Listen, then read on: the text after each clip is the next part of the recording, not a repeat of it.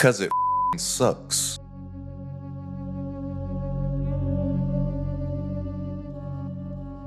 I quit high ticket sales not because I couldn't do it, but because I could not stand it. And everybody online is talking about all these $100,000 months and $1 million months from high ticket sales, and they make it sound all wonderful and like it's just paradise and that it's freedom.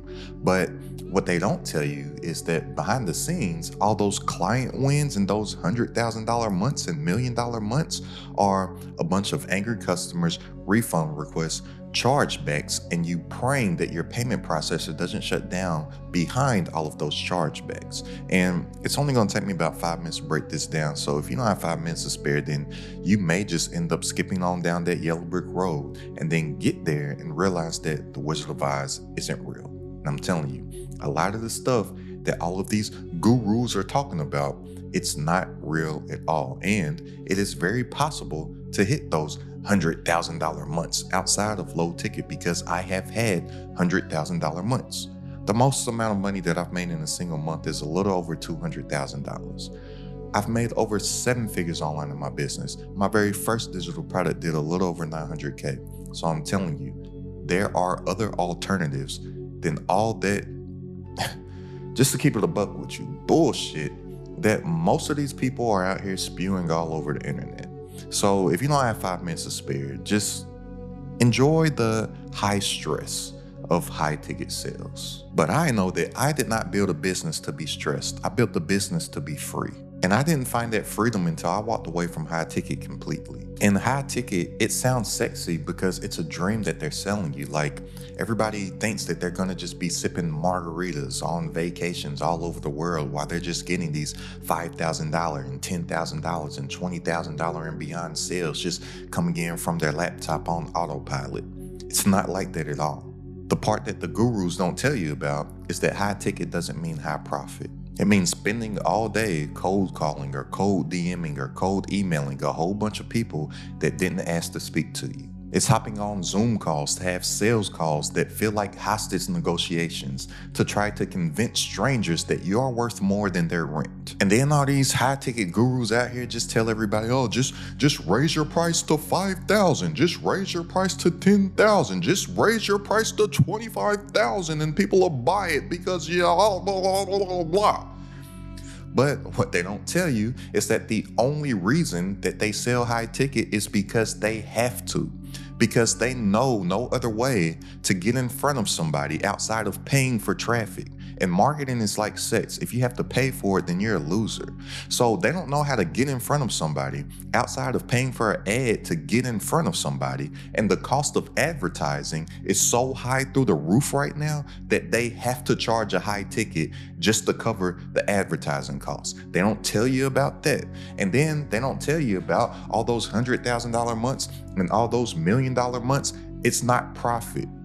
It's kind of like revenue. Because it's really not even revenue, because they don't even collect majority of the cash. So most of these high ticket people out here that's saying that they had a $1 million month or a $100,000 month, they're not talking about the money that they actually collected, because most people don't have the money to pay for that stuff. So they end up putting people on payment plans. And most people don't keep up with the payment plans because for most of the high ticket offers out there, there's not any really true value there. So once somebody buys the offer and they see that the dream isn't real, then they stop the payment plans. So somebody that got somebody to buy something for $10,000 might have only collected on $2,000 of that, because how the game typically goes is that they'll take a down payment up front.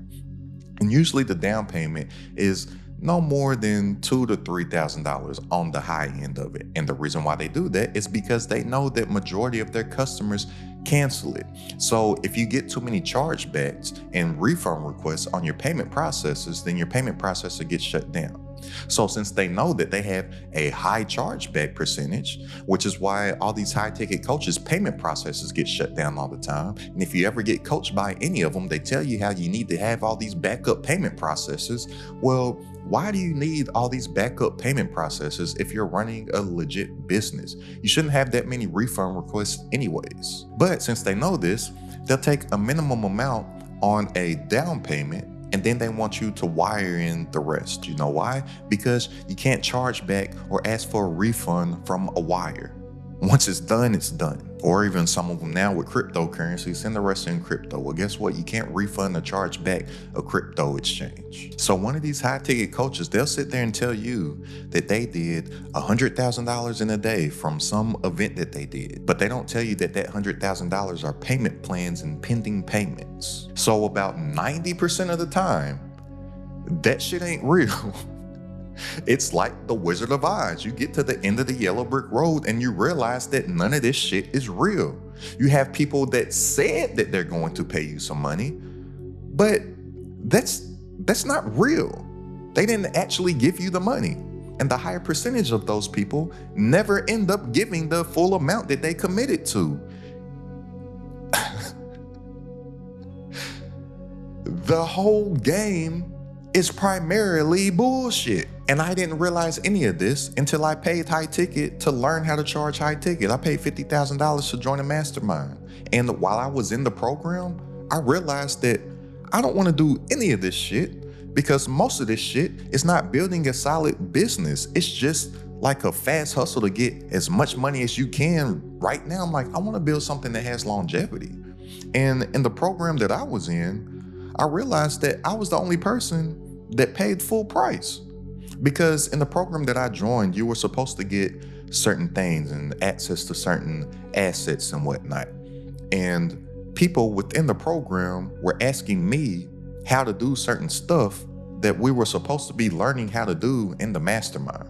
Yo, how do you do this with a funnel? Yo, how do you have this upsell? Yo, how did you do this? How do you do that? How do you set up this thing? How do you connect this with that?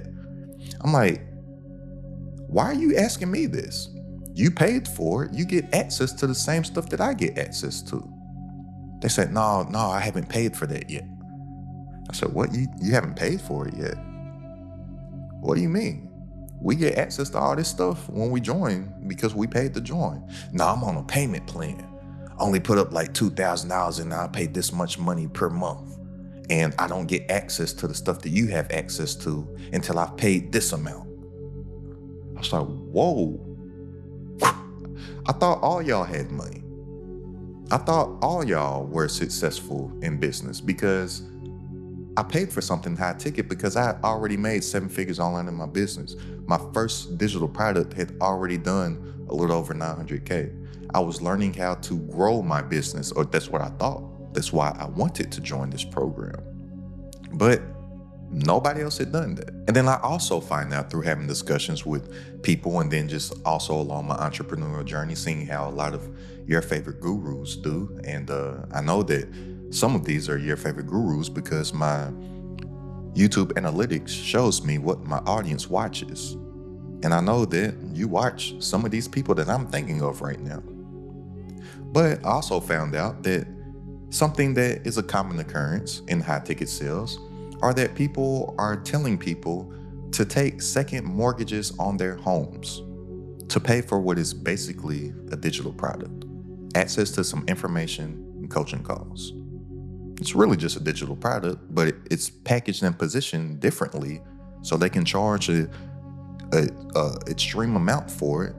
And the only reason why they have to charge that for it is because they don't know how to garner traffic. They don't know how to organically get traffic. So they're paying out the wazoo for Facebook ads. And the only way to make their ads profitable is that they have to charge this amount. That's why a lot of them behind the scenes right now, because people are calling me on a weekly basis, hey man, how do I get this YouTube stuff going? They don't know what to do because they don't know and understand how to properly market and position themselves outside of paying for an ad. And ads are extremely high right now. The cost of advertising and the cost of acquisition is through the roof. That's why the people that are winning with paid advertising right now, they know how to build a solid personal brand or a solid micro niche personal brand. And then they retarget the audience that is already familiar with them. Because ads are always more profitable and convert better when somebody is already familiar with the person. Most of the people out here running ads, they're just like the person in the middle of the mall at the mall kiosk. So think about it. 100% of the time when you're at the mall, don't you walk past that person in the mall kiosk in the middle of the mall 100% of the time? Don't you feel annoyed by them? Hey, can I spray this on you? Hey, can I rub this lotion on you? Hey, can I clean one of your shoes so you have one clean shoe and a wet sock and one dirty shoe and a dry sock? You say no. Why? Because you don't know them. And you walk past them 100% of the time, and where do you go? You walk into the store that you already have brand familiarity with. You walk into the store that you have already had past previous good experiences with. It's the same thing with paid advertising. Just think about how many ads you skip through or you scroll past on a daily basis, or you're on YouTube and you just hit the skip button. Hell, even this video, think all the ads that have popped up on my video, you just skip past them.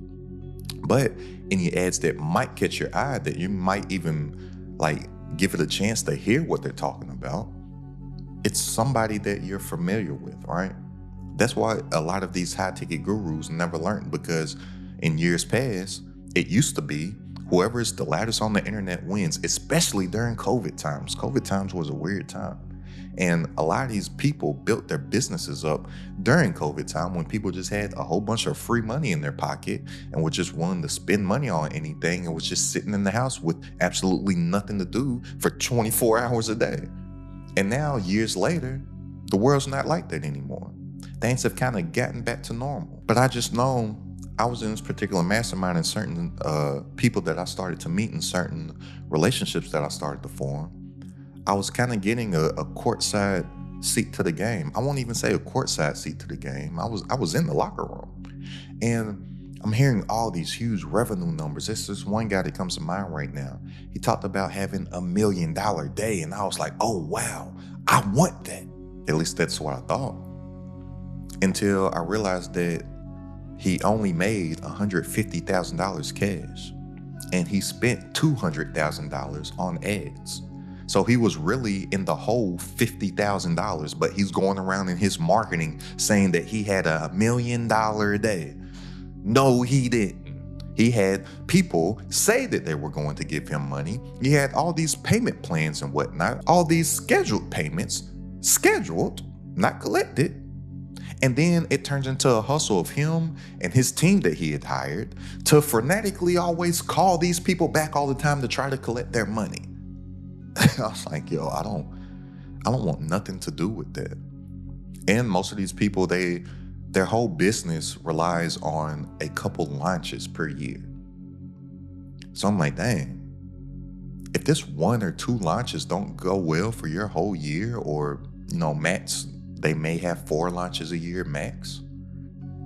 I'm like, that is a terrible business model. And that's not business, that's math and cosplay's business. And then outside of the actual math not mathing, the emotional math ain't adding up either. You spend all week, every week chasing clients. You spend all day, every day doing these free coaching calls and value calls when they're really just sales calls. You're always arguing over the deliverables, and you're out here faking it, trying to look positive for the public when you're really miserable and dying inside. And that's not freedom. That's some pressure that I don't want. And the truth is that most high ticket coaches aren't rich. They're just expensive.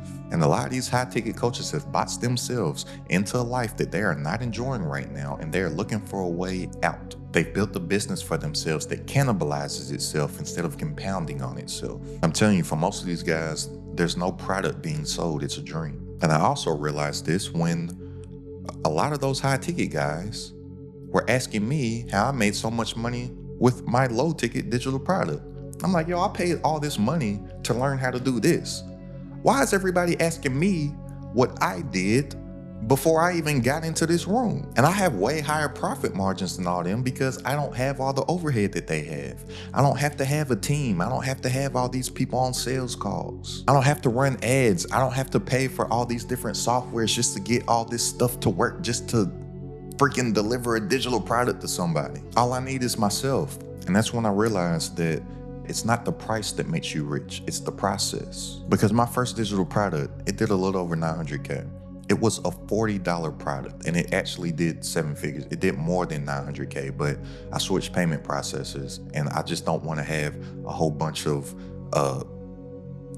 different screenshots up on the screen when I say one digital product did a little over 900K. The reason why I switched payment processes is because I started to implement a strategy that I'm about to break down with you, to where I was selling my offer originally, which was this platform called Gumroad. Matter of fact, let me grab my whiteboard. My first product, I used to sell on this platform called Gumroad. And that's where the screenshot of the 900 whatever $1,000 comes from, was me selling this product on Gumroad. But once I started to implement this strategy that I'm about to break down with you, and this system that I created for myself, and system stands for saving yourself time, energy, and money. Gumroad did not have the capabilities to build this system. So that's why I got off of the platform, right? And that's why that product actually made more than this 900K. But I just don't want to have multiple screenshots because I'm lazy when it comes to little stuff like that. So selling this initial low ticket product, I'm so thankful for it, because this product, it taught me all the skills that you need to build a business.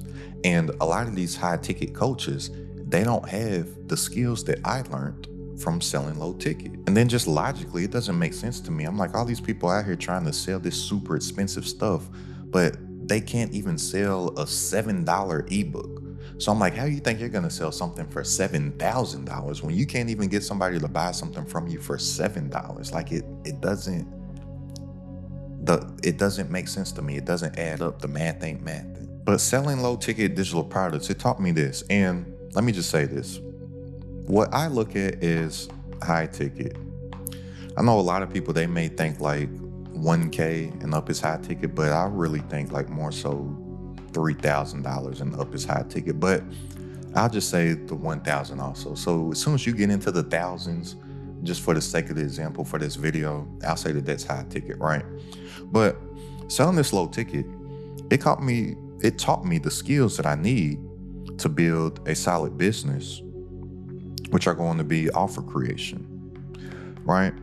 Because this is something that most people really, really struggle with, is what is a good offer, right? They think that they have an idea that they want to sell, but it's not something that anybody wants to buy. And trying to build a business off of what you think is a good idea is a terrible idea. You build a business off of what somebody else is willing to buy. So I learned about how to create a good offer and how to properly position that offer. I learned about copyright. And most people, they think that copywriting is like this C with a circle in it. Like, no. Copywriting is any words that sell anything. So anytime you see an ad and the headline and all the body or the words of that, that's copy. Whatever they're saying in the ad, that's copy. Whenever you're watching TV and the ad pops up, whatever they're saying in that, that's copy. Any ad that pops up when you're listening to a podcast or watching a YouTube video, that's copy. All of the words on a sales page, that's copy. This is a great skill that I had to learn, because copy is simply just communication that leads to sales. And this is something that a lot of people don't even realize will help them in their content creation. Because think, when I used to run paid advertising, and I do have a background in paid advertising too, and that's something that a lot of these other high ticket gurus were bonkered also, because like their minds were blown, because they have to charge so much to run ads, to whereas the most that I've spent in a month on ads is a little over $100,000. And I had a $40 product, and I 2x'd my money off of that. They're like, what? That's impossible. How did you do that? Well, because I know how to craft the offer, and I know how to properly communicate that solution to a problem to somebody. But if you have an ad, just for example, an ad is designed to get attention and then to get somebody to click that ad. So the things that are most important on the ad are going to be the headline and then all the copy, right? But all of this, even the headline and all of this stuff, is copy. Well, if you think about content in like a YouTube video, what is a YouTube video designed to do? It's designed to get somebody's attention and to get them to click. That's copywriting also. So with the YouTube video, the thumbnail is the headline. And the title is like the rest of the copy. It's the same exact thing as an ad. And that's something that I learned through right here on offer creation, because an offer creation is simply just positioning. Creating a clickable YouTube video is simply just positioning. It's one and the same. A video that I just posted a couple weeks ago, at the time of me recording this video, it has like, I don't know, 30 or 40 something thousand views, right? I posted that same exact video years ago, but the positioning of it was different. Like the information in it's the same. I'm not saying that I posted the same video, like I just reposted the video, but the positioning of it was different. Information's the same. That video from years ago has like, I don't know, 800 views or something like that. And I did it 3 years ago, like before I started to implement my YouTube strategy last year. Before that, I used to have a podcast. No strategy, wouldn't even know what I'm talking about. I would just hit record on the camera and hope that I said something good. I would even say it in the episode sometimes. I don't know what I'm gonna say. I just hope that I have something good to say, and you'll learn something by the time I get off of this. And the only reason why I had that podcast was because I thought that you had to be omnipresent and be everywhere on every platform. So I know that if I'm talking about a subject, I'm gonna say a jewel somewhere in there. And I had a podcast just hoping to say something of value so I could chop that up and throw it on Instagram and TikTok and stuff. So if you look at my YouTube channel, anything before January 30th of 2024, that's what I did. No strategy, no thought process, no nothing. Videos from years ago still have like 57 views, stuff like that. But as soon as I deleted my social media, like I was like, okay, I'm gonna get off of this 100% because YouTube is the best place to leverage as far as attention to build a long-term business, because YouTube is the only long-term evergreen long-form platform, right? So I quit social media around holiday season of 2023. I'm like, okay, I'm going to study YouTube and I'm going to craft the strategy to build my income, impact, and influence powered by the evergreen traffic of YouTube, because YouTube is not about what you do today. It's about what the video that you post today can be doing for you for weeks, months, and literally years to come. Like I still get the right eyeballs, the right attention, the right traffic, the right leads, the right sales off of videos that I posted January and February of 2024. Nothing else has that power. But I realized that this is all that a YouTube video is. So I'm like, oh, my skill set applies to YouTube. Let me just use it. And something that I've noticed to be true for most people, especially with everybody that I work with in my community, is that they have great ideas. They actually have good offers. It's just not positioned well. Then once we fix the positioning, boom, they start to get sales, right? But copywriting was something that I learned. Conversions, how to convert those people, was something that I learned. System building was something that I learned. Like I said, saving yourself time, energy, and money. And then automation is what I learned. I learned all this from selling those low-ticket digital products. And most people are missing this whole gambit of skills right here. And they're trying to sell something for $5,000, $10,000, $20,000. I'm like, man, that's like walking into the gym and trying to bench 300 pounds when you've literally never touched the bar before.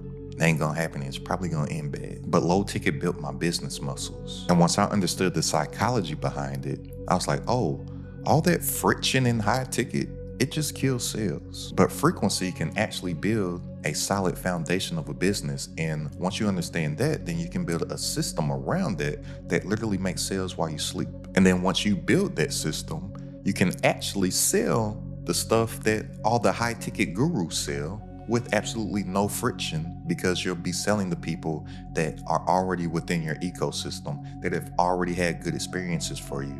And it's like a logical next step if you do want to go that route and sell high ticket stuff. It becomes way, way, way easier. So look, this is the system. So with me, the pricing doesn't matter, right? So whether you want to sell something for 20 bucks, 30 bucks, 50 bucks, 100 bucks, 300 bucks, 500 bucks, whatever the price is, it doesn't matter. It's the process, all right? Remember, it's not the price, it's the process. So with me, my first product, I initially had it at $40, right? But then I went ahead and I bumped the price up to $47. Like I said, price doesn't matter. This is just something that I did. So once I drive my traffic to my core offer, which was a low ticket product for $47, a percentage of people, they take that sale, right? But the best time to sell something to somebody is immediately after they purchase something or while they are buying something. Why is that? It's because a buyer is always going to be a buyer. Think about that. That's why all of us always go into the store for one or for a couple to a few items and always walk out with more. Why is that? That's because we're in the mode to buy. Psychologically, this is the psychology, the mindset behind a buyer. So when people come through and they purchase this low ticket product, then I offered them something that's called an order bump. An order bump is going to be some no-brainer item that goes hand in hand with your core offer. So think peanut butter and jelly. Think Chick-fil-A and fries and the lemonade. Think when you're at the checkout line at the grocery store or something like that, you may grab some gum or some candy. Or for me, it's always some mints, right? I always get some peppermint Altoids if I don't have any mints on me, because you gotta have the fresh breath out here. You do not want to be one of those tart-mouthed people. Nothing else that annoys me outside of a tart-mouthed person, right? But I'll grab those Altoids. I'll scan them real quick, right? That's like a no-brainer item that's typically less value or a cheaper price than your core offering, that somebody might just be like, oh yeah, I'll go ahead and add that, right? A percentage of people will take this order bump. And it's all about increasing your average order value or your average cart value. So in this example for my product, if I had it priced at $47, well, the percentage of people that took my order bump that might have been around $20, the percentage of people that take that, cool, I just got an extra $20 out of somebody that initially came here to spend $50. I'm all about making extra money. If they don't, cool, I got the low ticket sale, and then I could maybe market this to them later through email marketing or whatnot. Like, hey, you got this will go good with it, but I got the initial sale for sure. And then a percentage of people will take this order bump, and I just increase my average order value. But then after that, I upsell people something that's called OTO. OTO stands for one-time offer, right? So this is an upsell. This is something that you will not see anywhere else on the internet or on God's green earth, except for here, when you're taking this offer within my system. For this particular offer that I had in the past, I believe my upsell was around $400. Guess what? A percentage of people take that upsell. Cool, I just got an extra $400 outside of somebody that came to buy something for $50. If not, then I got the $50, I got the email list, I'm building my email list, and then I could market them this product. So the percentage of people that take that, cool. The percentage of people that don't take that, I downsell them the same exact thing. I'm gonna call it OTO downsell. I downsell them the same exact thing. And when I do downsells, I always take huge amounts off, because remember, this is all about extra money. Like, this is money that I would not have made anyway. So I don't care if I take 50% off. Hell, sometimes on my downsells, I'll take 75, 80% off. Just because it's all about just getting a little bit of extra dough. Because it's all about just getting some extra dough while you already have that buyer there. So for this particular product, remember, this one I had upsold for $400. When I downsold them the same exact thing, I downsold them for $200. A percentage of people would take that. But the great thing about this, or the clever thing about this, is that the only people that see this downsell are the people that declined the upsell. The people that took the upsell, they don't see the downsell. And this is why I always suggest to people, whenever you are selling a low ticket product, majority of the time, the money isn't made on the front end. Amateurs make money on the front end, experts make money on the back end. The money is made when you get that person to make a purchasing decision, and then you show them other things that you have available. So in the digital product, in the digital marketing world, people, they think that they make the money by having all these different products and all these different offers. That's not the case, because when you have all these different products and all these different offers, you're splitting your traffic so many different ways. And when you give people too many options to buy, typically the person never buys anything. This is something that people also just do in their content. Like, they'll have 50 links. People aren't going to read through all those links and see what it is that they want. They'll have a stand store and they'll have 50 products up on a stand store or something like that. And they think that people are going to sit there and look through each little product. They're not. People have a link tree, and once you click the link tree, it has 50 links. People ain't going to do that. Drive all your traffic to one thing. That's why this strategy works, because you're driving all your traffic to one. You're eliminating any choices. You don't want to give your customers choices. You want to let them make a sound decision. And that's the difference between a decision and a choice. A choice has options. A decision is definitive. This is what you have. And then let them make that sound decision after you have already added value to them and you've educated them, so they're making the sound informed decision. Then once they make that decision to purchase, then they see everything else that you have available. So I always say for people, bare minimum, if you're selling a low ticket digital product, to at least have an order bump, one upsell with a downsell, bare minimum. But in my system, I took it a step further. You don't have to take it to these levels, but I added a second upsell, and then I added a second downsell. And then they got to the thank you page.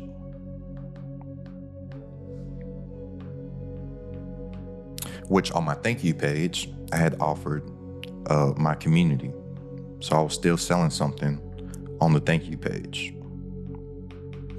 To whereas here I could get some continuity income or some recurring income, some monthly recurring income.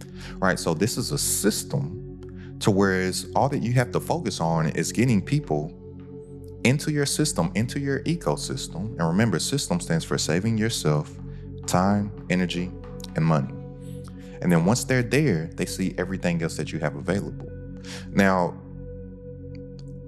I got this idea when I was in IKEA, the furniture store. Have you ever been in IKEA? Right. So in IKEA, I went to get a cowhide rug. Got a wonderful looking cowhide rug in my living room, and I messed up.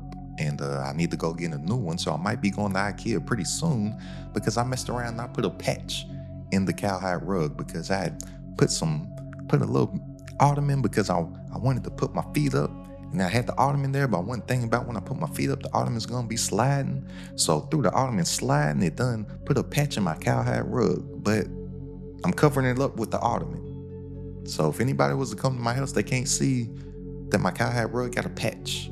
But I went to IKEA for a cowhide rug, but I went there for that one thing.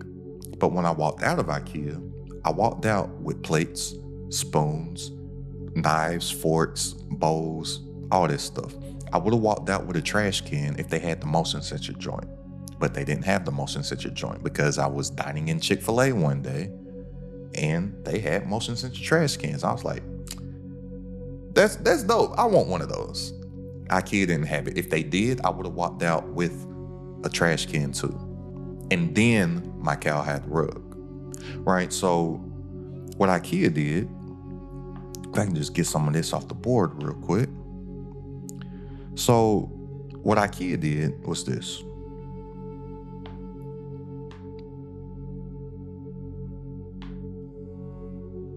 It's the same process.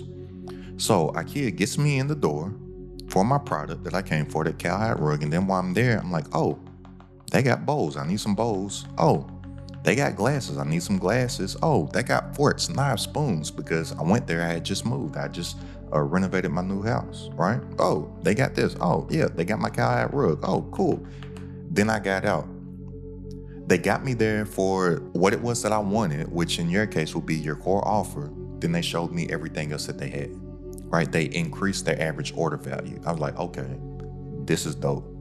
I should be able to implement something similar to this in my business. I made well over 7 figures with low ticket digital products because of it. And here's the thing. Once you see this, you can't unsee it, because pretty much any successful business, they all have this same model. If I go to Chick-fil-A, what do? They get me there for the core offer. I'm always gonna get a number 2 spicy chicken combo meal with Polynesian sauce and honey mustard with the lemonade. That's my go-to order at Chick-fil-A. All right, well, chicken sandwich, core offer, order bump, fries and the shake, the no-brainer that goes with the core offering, right? Then upsell, would you like that in a medium or a large? Some people will say medium, cool. Those people that say medium, they don't even think that small is an option. Chick-fil-A upsells 100% of their customers. Somebody else, I'll take that in a large.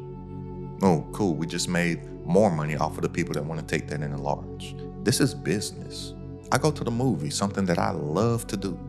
I go to the movies, core offering, movie ticket, order bump, popcorn, and that nasty ass Dasani, because I need some water to wash down my popcorn. But water should not sound like a pop when I open it. Every time I open up that Dasani, I'm like, why does my water? My water should not sound like a angry cat or something. All right, but that's an order bump. Then upsell. Do I want that popcorn in a little bitty small to whereas I can only get 4 pieces of popcorn, a medium or bag of large, or the tub large? And the difference between the tub and the bag is so little that you're like, I might as well get a tub. Upsell. You go to the grocery store, all the essentials that you need, they're always going to be in the back, right? Because they want you to go back there so you can see every other thing that they have. Like, this stuff is business, and you're running a business, so do business. But outside of that, where the beauty in this comes, say that you did want to sell high ticket. Well, who better to sell high ticket to than somebody that has already been through your system? Or one of your upsells could be your high ticket offer, or that call that everybody is saying is a free coaching call or something like that. You could offer that on your thank you page. Hey, if you need some more help, book a call and let's talk. It's actually a more qualified lead because they're a customer. And it's always going to be easier to sell something to somebody that has already bought something from you than to acquire a new customer. So when I have had success at high ticket, when I have done that, I've sold it to people that have been through this. It's a frictionless process. And then once you attach a system like this with a solid marketing engine system, then you literally have a business that is running on autopilot, because the offer isn't what most people struggle with. Most people struggle with the traffic to get these people to walk into the front door. So how do you do that? Well, you're looking at it right now. You're on YouTube. So YouTube is the strongest platform. YouTube is way better than social media, short form. It's better than ads. And I know with my paid ad experience, I used to have around a $25 to $30 CPM. Right, CPM is cost per mil, basically 1,000, right? So per 1,000 impressions, I would get charged $25 to $30. Well, it's not out the norm for me to get 1 million impressions on my YouTube channel. So if you do the math, you take 1 million, you divide it by the 1,000, right, for impressions, you get 1,000. And then if I take the $30 CPM that I was paying for each 1,000 impressions, you get $30,000. So I would have to pay about $30,000 per month for the same amount of eyeballs that I get on my YouTube channel for free. And not only am I getting that attention and the right eyeballs for free, I'm actually getting paid for it as well. Like, that's not a business strategy, but there is a little added bonus to it. So if you're thinking about using YouTube as a traffic engine for your business, and you're thinking like a contentpreneur instead of a content creator, because look, if you just try and be out here to entertaining people, it's going to be a hard time getting paid out here. Content creators are broke for the most part. But You're only thinking about your avatar, this person who you have that solid offer for, and you only make that content for your avatar. Then YouTube's algorithm starts to categorize your content because it starts to know who to place your content in front of, which then it'll use its organic traffic sources, which will be the search bar, which will be the home screen, which will be the suggested tab, which will be external traffic because Google owns YouTube. You ever Googled stuff and YouTube videos pop up, which will be people sharing your content because on YouTube, especially, you ever notice up under the YouTube videos has that little arrow that says share? Thousands of times per week, people share my videos. That's external free traffic as well, which will lead to YouTube putting your content in front of more people that fit your avatar's profile. So then you have your offer, which is leading people into your system to whereas then, you get the money. And then, since we're thinking of making transformational info products, we're not just thinking about info products because information is readily available. People don't pay for information, they pay for transformation. Well, then that person gets their transformation and then they become an evangelist for you. An evangelist is basically just an ambassador. It's human nature. Think when we receive something of good value, we naturally go and run and tell other people about it. Just like up here, when I said one of the organic traffic sources was people sharing my stuff. Like I said, thousands of people share my content each week. They're sending this to friends, family members, other people that they think my content will be valued for. That's them practicing some of that evangelism that I'm talking about here. But people become an evangelist for you. You start to get those testimonials. Oh, you're so great. You helped me. You changed my life. You saved my life. All that type of stuff, which will lead to more people getting your offer. You pack this flywheel effect together right here with this system right here. You start to get a flywheel effect that starts to compound over time. It may take a little bit of time to start working, but as this is moving in motion, and this is moving in motion with your system, well, now it starts to move, starts to move, starts to move, starts to get bigger, starts to get bigger, starts to grow faster, starts to go faster. Now you have a big successful business that's going through the roof, and you start to get numbers coming in online in your business, just like all them that you see on the screen right now. So if you're ready to make more working less online from stuff that you already know, go ahead and click the link down in the description and join this Credit at the Top community. For personal coaching from myself, all my exclusive trainings, plus a private community and entrepreneurs, all designed to grow your business online. It's only a few bucks a day to join right now, literally less than a cup of coffee per day. So go ahead and click the link down in the description and tap in, and I'll see you on our coaching call this Wednesday. But I'm telling you, it's not a price thing, it's a process thing, and always think process over price. And the irony behind the whole thing is that the more low ticket solutions you create, the more high ticket people find you anyways. Mercedes doesn't make all their money off of the Maybach. They make their money off of all them C classes. Polo doesn't make all their money off of Purple Label. They make all their money off of the little polos that are just everybody wears with the little horse in the collar. And when you give more, you sell more. And when you build systems instead of pressure, you also gain some peace while you profit. So go ahead and click the link down in the description if you want to tap into the community. And I'll see you on our coaching call this Wednesday. Go ahead and check out this video right here for 3 tiny digital products that are guaranteed to sell. It's Credit at the Top.